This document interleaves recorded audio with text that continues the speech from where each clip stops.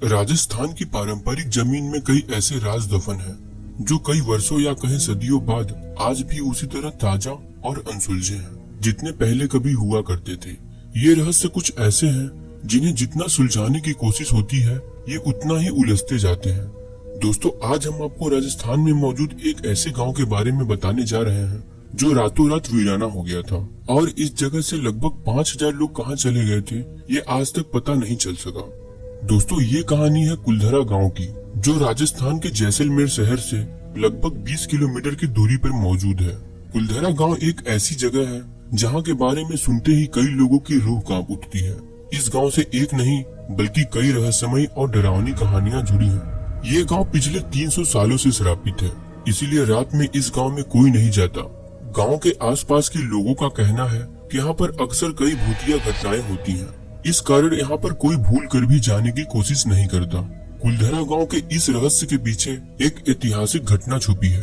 किसी समय इस गांव में काफी चहल पहल हुआ करती थी, लेकिन आज ऐसी स्थिति है कि यहाँ कोई इंसान भटकने से भी डरता है और 300 सालों से इस जगह पर फिर से बसावट नहीं हुई है। इस गांव को साल 1300 में पालीवाल ब्राह्मण समाज ने सरस्वती नदी के किनारे बसाया था, जो पाली क्षेत्र से जैसलमेर चले गए थे और कुलधरा गांव में बस गए थे।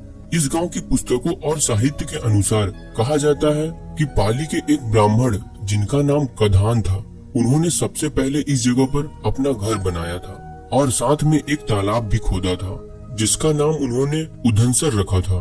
पाली ब्राह्मणों को पालीवाल कहा जाता था। स्थानीय लोगों के अनुसार 1800 के दशक में गांव मंत्री सलीम सिंह के अधीन एक राज्य हुआ करता था, जहां से वो गलत तरीके से कर इकट्ठा कर लोगों के साथ विश्वासघात किया करता था। ग्रामीणों पर लगाए जाने वाले कर की वजह से यहाँ के लोग बेहद परेशान रहते थे। इसके अलावा कई लोगों का यह भी मानना है कि गांव की महिलाओं और बेटियों पर सलीम सिंह की गंदी नजर रहती थी। ऐसा कहा जाता है कि सलीम सिंह को ग्राम प्रधान की बेटी पसंद आ गई थी और गांव वालों को इस पर धमकी देते हुए उसने कहा कि अगर उन्होंने इस बात का विरोध करने की कोशिश की या रास्ते में आए तो वह और कर वसूलने लगेगा और गांव पर हमला कर ग्राम प्रधान की बेटी को उठा लेगा। फिर ग्राम प्रधान ने अपने गांव वालों की जान बचाने के साथ साथ अपनी बेटी की इज्जत बचाने के लिए मुखिया समेत रातों रात गांव को वीराना छोड़कर किसी दूसरी जगह पर चले गए। ऐसा कहा जाता है कि गांव वालों ने जाते समय गांव को ये श्राप दिया था कि यहाँ आने वाले दिनों में कोई नहीं रह पाएगा। फिर कभी इस गांव में दोबारा कोई नहीं बस सका। कहा जाता है कि जब भी यहाँ कोई अपना घर बनाने की कोशिश करता तो उसके साथ कोई न कोई असामान्य घटना हो जाती थी। कुछ लोगों का मानना है कि गांव रूहानी ताकतों के कब्जे में है। टूरिस्ट प्लेस में बदल चुके कुलधरा गांव घूमने आने वालों के मुताबिक यहाँ रहने वाले पालीवाल ब्राह्मणों की आहट आज भी सुनाई देती है।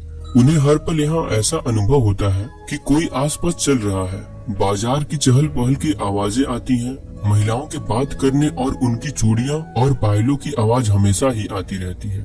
प्रशासन ने इस गांव की सरहद पर एक फाटक बनवा दिया है, जिसके पार दिन में तो सैलानी घूमने आते रहते हैं, लेकिन रात में इस फाटक को पार करने की हिम्मत कोई नहीं करता। हालांकि अब यह गांव भारतीय पुरातत्व सर्वेक्षण विभाग द्वारा संरक्षित तरीके से रखे जाने वाला एक ऐतिहासिक स्थल बन चुका है। पर्यटक यहाँ घूम सकते हैं और उस समय के दौरान ऐसा क्या हुआ था जैसी झलकियाँ आपको यहाँ देखने को मिल जाएंगी। कुलधरा क्षेत्र एक विशाल क्षेत्र में फैला हुआ है, जिसमें लगभग 85 छोटी बस्तियाँ शामिल हैं। गाँव की सभी झोपड़ियाँ टूट चुकी हैं और खंडहर बन चुकी हैं। यहाँ एक देवी मंदिर भी है और अब वो भी खंडहर बन चुका है। मंदिर के अंदर शिलालेख है, जिसकी वजह से पुरातत्वविदों को गांव और उसके प्राचीन निवासियों के बारे में जानकारी इकट्ठा करने में मदद मिली थी। दोस्तों, वीडियो पसंद आई हो तो वीडियो को लाइक करें और हमारे चैनल को सब्सक्राइब करें ऐसी ही इंफॉर्मेटिव वीडियो पाने के लिए। धन्यवाद।